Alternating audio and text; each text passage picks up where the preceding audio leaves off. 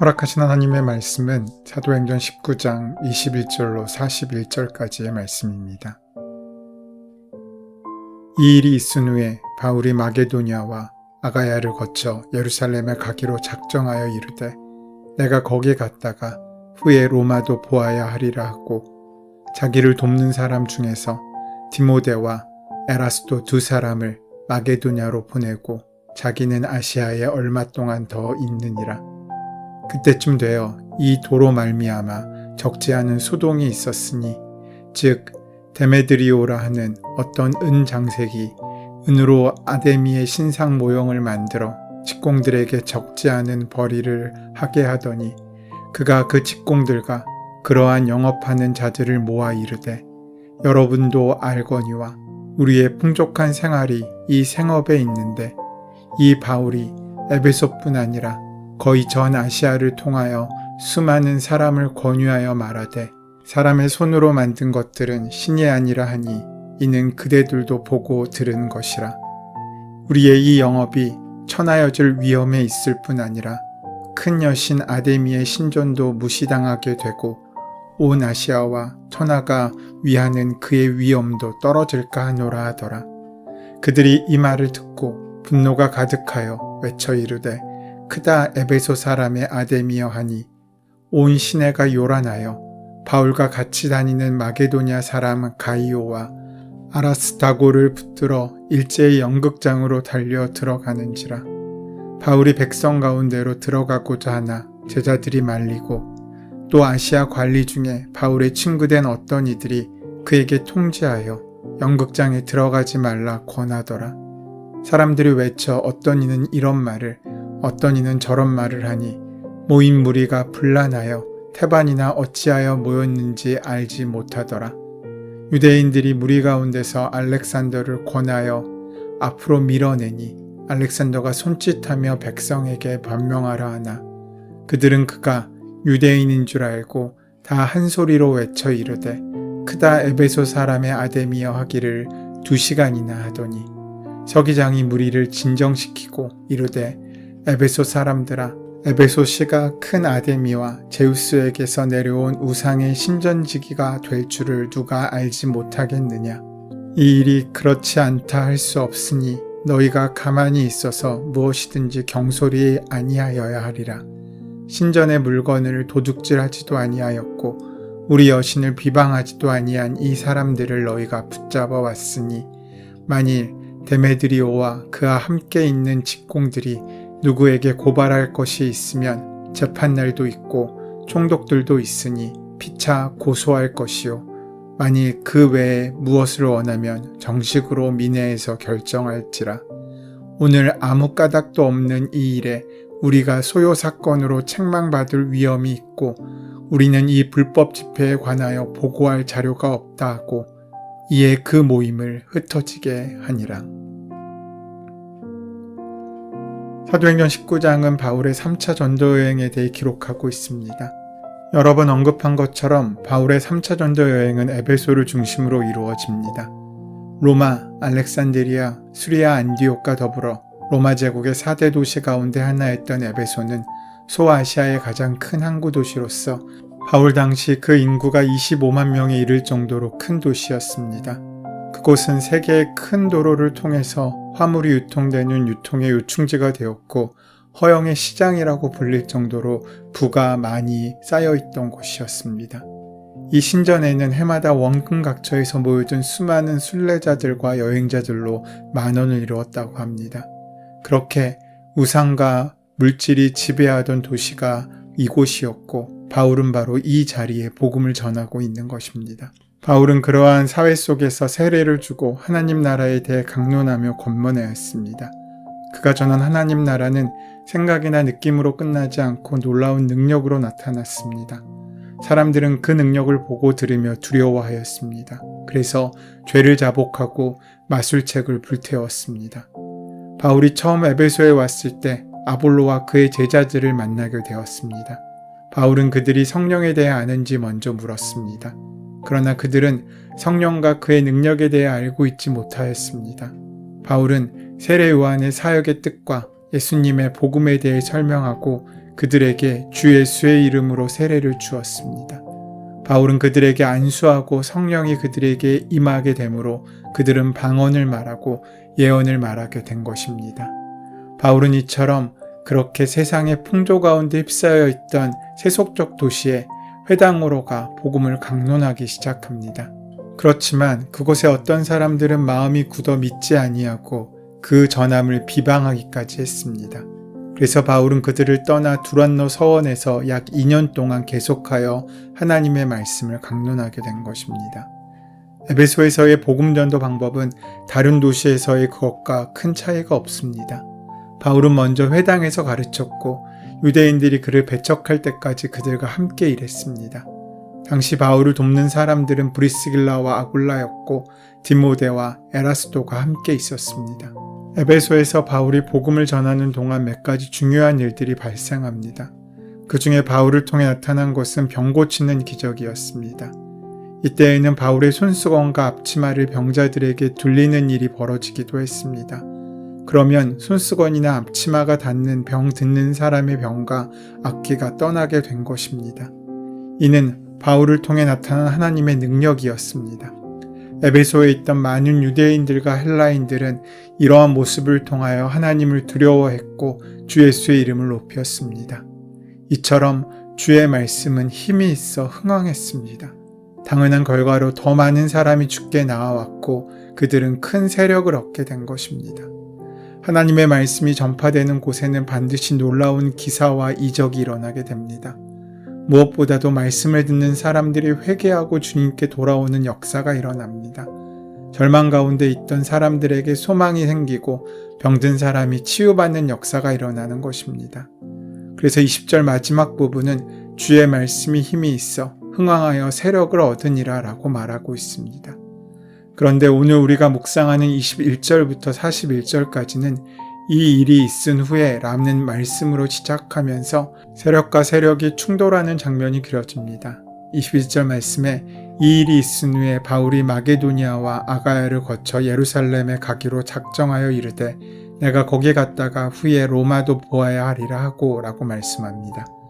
마게도니아에는 바울이 2차 전도 여행 중에 세웠던 빌립보 교회와 데살로니가 교회 그리고 베레아 교회가 있었고 아가야에는 아테네 교회와 고린도 교회가 있었습니다.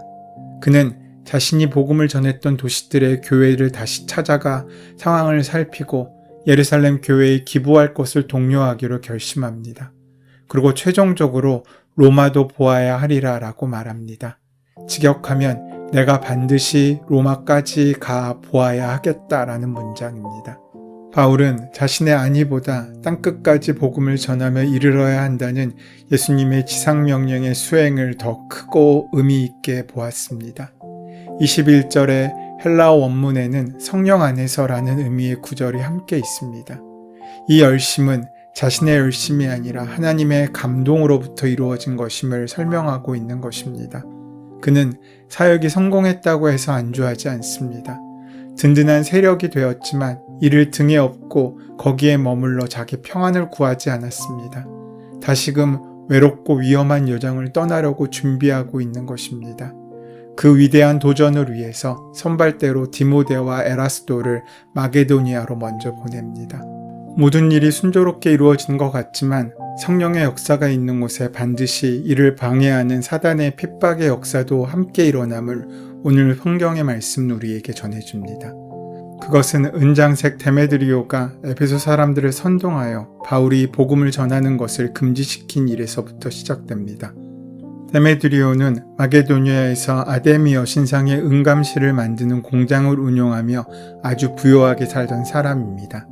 은감실은 아데미 여신상을 집에 안치해 놓을 수 있도록 만든 작은 신전을 의미합니다. 이미 말씀드렸던 것처럼 에베소는 상품들과 사람들이 많이 오고 가는 도시였기에 풍요와 다산의 신인 아데미 신전이 그곳에 있었습니다. 그래서 그 신전에는 항상 수많은 순례자들이 모였고 이를 상대로 음식과 숙소를 제공하고 기념품을 파는 장사꾼들이 중요한 상권을 형성하고 있었습니다. 특히 순례자들의 종교적인 열심을 이용해서 여신상이나 신전의 모형을 팔아왔던 은세공인들은 자신들의 독점적인 이익 구조를 지키기 위해 조합을 형성해 사회적 영향력을 행사하고 있었습니다. 그런데 은세공인들과 그 조합장이었던 데메드리오는 바울과 그 일행으로 인해서 경제적인 위기를 맞게 됩니다. 그동안 그들은 아데미 여신상의 위세에 근거하여서 적지 않은 벌이를 하고 있었습니다. 그래서 그들은 그 위세로 말미암아 풍족한 생활을 유지할 수 있었습니다. 그것이 그들이 추구하는 삶의 방향과 정체성이었습니다. 하지만 이 이방의 도시에서 바울 사도는 하나님의 도를 전하였고, 그렇게 하나님의 복음이 선포되는 곳마다 하나님의 역사가 일어나게 되었고, 상대적으로 아데미 여신의 위상은 떨어질 수밖에 없었습니다. 27절 말씀을 보면 큰 여신 아데미의 신전도 무시당하게 되고 온 아시아와 천하가 위하는 그의 위엄도 떨어질까 하노라 고 그들은 생각합니다. 하지만 그것은 그들이 믿는 믿음 때문이 아니라 결국 그들이 벌어들였던 돈 때문이었음을 기억해야 합니다. 바울이 전하는 복음의 메시지가 그들에게 위협이 된 것입니다. 오늘날도 마찬가지입니다. 이미 자신이 가진 기득권을 누리면서 쾌락에 빠진 사람들은 이 데메드리오처럼 진리로 인해 회개하며 하나님의 은혜 가운데 나아가는 것처럼 우리의 영적인 환경이 변하는 것을 오히려 싫어합니다. 데메드리오의 선동에 온 성 사람들이 합류하면서 큰 소요가 그곳에 일어나게 됩니다. 하지만 군중 심리에 휩쓸린 대부분의 사람들은 이유도 모른 채 모여들고 분노를 쏟아내고 있습니다. 이 장면은 인간의 무지와 어리석음을 적나라하게 보여주고 있습니다. 하지만 도시 전체가 복음을 대적하기 위해 일어났지만 하나님의 능력으로 다 사라집니다. 하나님은 그분의 앞길을 막는 대적을 반드시 흩으시는 분이시기 때문입니다. 우리는 복음을 전하는 바울을 향한 유대인들의 강렬한 방해가 얼마나 끈질긴지 성경을 통해 볼 수 있습니다. 하나님의 역사가 있는 바로 그곳이 사단의 도전도 있는 영적인 전쟁터이고 최전선입니다. 복음을 방해하는 것은 우리가 생각할 수 있는 것보다 훨씬 더 극심합니다. 그것은 결코 순순히 선의 길로 가게 하려 하지 않는 방해의 근본 전략입니다. 하나님의 길에는 늘 방해가 있습니다. 그것도 끈질긴 방해가 있습니다. 어떻게 해서든 가지 못하게 하려고 가진 애를 쓰는 그런 방해가 있습니다. 희귀심과 선동, 음모와 충동, 패거리주의와 목숨까지 걸면서 방해하려고 합니다. 우리가 가는 길이 옳은 길이라면 이런 방해를 받을 수밖에 없습니다. 방해가 없는 그리스도인의 길이 없습니다. 그 방해와 도전은 커다란 폭풍처럼 밀려오지만 결코 단번에 그치고 마는 것은 아닙니다. 그 방해와 도전은 잠깐 참으면 없어지는 그런 것이 아니라는 것입니다. 가랑비에 옷이 젖듯 은근히 그러고 주저 면밀하게 우리를 괴롭히며 파고듭니다. 이제 떨친 것 같고 이긴 것 같은데 또 있으며 넘어진 것 같은데 다시 일어나 우리의 앞을 가로막으며 우리가 이긴 것 같은데 다시 공격하는 그 방해와 도전은 끈질기게 우리를 향해 몰려듭니다. 사랑하는 여러분, 우리가 하나님 나라에 들어가기까지는 분명히 많은 시련과 환난이 있습니다. 그것은 하나님의 나라에 들어가는 대가가 아닙니다. 하나님의 나라는 공짜로 값없이 은혜로 들어가는 곳이기 때문입니다. 공짜이기에 값없는 것이기에 더욱 어려움이 주어지는 것이 이 세상입니다. 그래서 우리의 믿음을 지킬 수 있어야 합니다. 믿음을 굳세게 가지라고 용기를 주님께서 성령을 통하여 주십니다. 그래서 함께 하나님이 주시는 최후의 승리의 승리자가 되기를 하나님께서는 우리를 통해 기억하시고 기대하십니다. 우리의 말과 우리의 행동, 우리가 바라보는 미래가 우리의 용기의 결과이기를 소원합니다. 믿음을 지키라고 주님께서는 권면하십니다. 어떤 어려움이 있다고 해도 말입니다. 우리는 디모데와 에라스도처럼 선발대가 되어 그 복음의 길을 떠날 수도 있고 본문의 가이오와 아리스타고처럼 억울하게 붙잡혀 위협받을 수도, 바울처럼 멈춰설 수 없는 주님의 이끌리심과 강건함으로 땅끝까지 향하는 그 길 위에 설 수도 있습니다. 여러 상황에서 여러 모습으로 살아간다고 할지라도 그 속에 같은 하나님의 은혜와 뜻과 방향이 있다면 우리는 결국에 같은 은혜의 자리에 이르게 될 것입니다. 그렇게 바울과 동료들은 자신들이 상상하지 못했던 방식으로 땅끝인 로마를 향해 그 발길임을 내딛습니다. 하나님께서는 그렇게 자신의 길을 걷는 이를 반드시 인도하시고 함께 하십니다. 그 은혜로 오늘 귀하게 살아가는 저와 여러분 되시기를 소원하고 축원합니다. 은혜의 주님, 자신의 이익을 지키기 위해 믿음을 버리는 어리석음의 자리에서 떠나 언제 어디서나 주의 말씀에 순종하며 복종하는 은혜의 삶을 살 수 있도록 인도하여 주시옵소서. 우리 주 예수 그리스도의 이름으로 기도드립니다. 아멘. 이제 오늘 이 아침 우리에게 허락하신 본문의 말씀이 오늘 나에게 주시는 말씀으로 만나지기 위하여 본문의 말씀을 깊이 묵상하시고 함께 기도하는 시간 가지도록 하겠습니다. 함께 기도합니다.